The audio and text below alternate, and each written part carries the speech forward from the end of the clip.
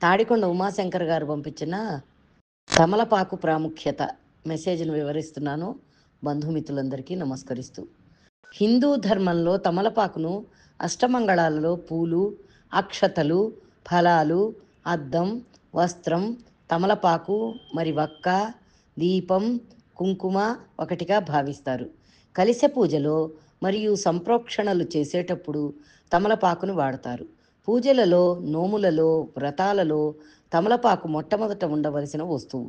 పసుపు గణపతిని, గౌరీదేవిని తమలపాకుపైనే అధిష్ఠింపజేస్తాం. భారతదేశంలో తాంబూల సేవనం చాలా ప్రాచీనమైన అలవాటు.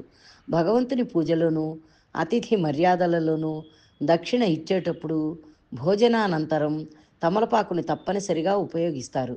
దంపతులు తాంబూల సేవనం చేయటం వల్ల వారి అనురాగం రెట్టింపు అవుతుందని పెద్దలు చెప్తారు. తమలపాకు పూజలలో ఎందుకు ముఖ్యం?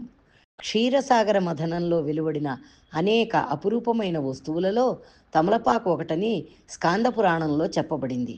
శివపార్వతులే స్వయంగా తమలపాకు చెట్లను హిమాలయాల్లో నాటారని జానపద కథలు చెబుతూ ఉంటాయి.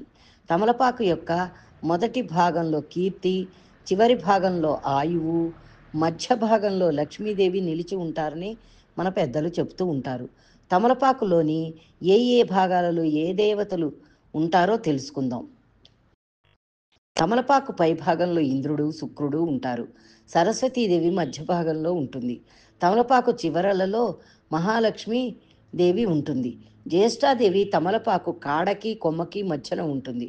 విష్ణుమూర్తి తమలపాకులో ఉంటాడు.